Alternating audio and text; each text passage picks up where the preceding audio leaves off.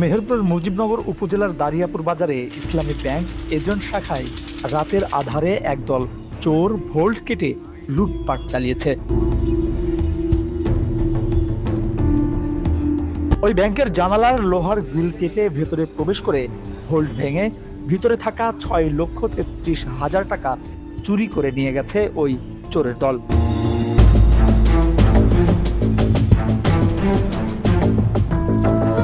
আজ বৃহস্পতিবার সকালে ব্যাংক খুলে এ ঘটনা দেখে ব্যাংক কর্তৃপক্ষ পুলিশকে খবর দিলে পুলিশ ও ডিবির সদস্যরা ঘটনাস্থল পরিদর্শন করেন।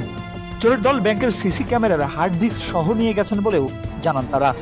দারিয়াপুর বাজারে ইসলামী ব্যাংক এজেন্ট শাখাটি একটি বিল্ডিং এর দ্বিতীয় তলায় অবস্থিত।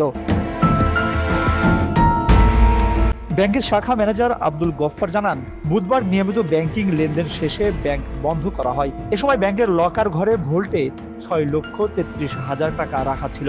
সকালে খবর পাই ব্যাংকের জানালার গ্রিল কেটে ভিতরে প্রবেশ করে ভোল্ট ভেঙে টাকা নিয়ে গেছে চোরের দল। ব্যাংকটি সিসি ক্যামেরায় নিয়ন্ত্রিত ছিল। চোরের দল সিসি ক্যামেরার হার্ড ডিস্কটাও খুলে নিয়ে গেছে। পরে পুলিশকে খবর দিলে পুলিশের কয়েকটি টিম ঘটনাস্থলে আসেন। 9টার সময় আমার অফিস সহকারী সে তালা গেট খোলার পরে সে আমাকে ফোন দিয়েছে। ফোন দিয়ে বললে যে ভোল্ট ভেঙে টাকা নিয়ে চলে গেছে। কি পরিমাণ টাকা ছিল? টাকা ছিল 6,33,333 টাকা।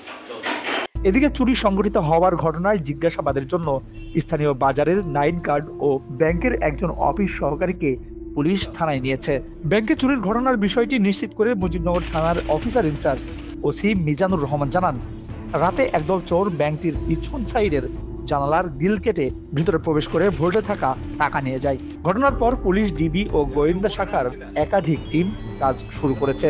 মুজিবনগর দারিয়াপুর ইসলামী ব্যাংক এজেন্ট শাখার জানালার গ্রিল কেটে অজ্ঞাতনামা চোরেরা ভিতরে প্রবেশ করে বোল্ট ভেঙে 6,33,000 টাকা তারা চুরি করে নিয়ে যায়।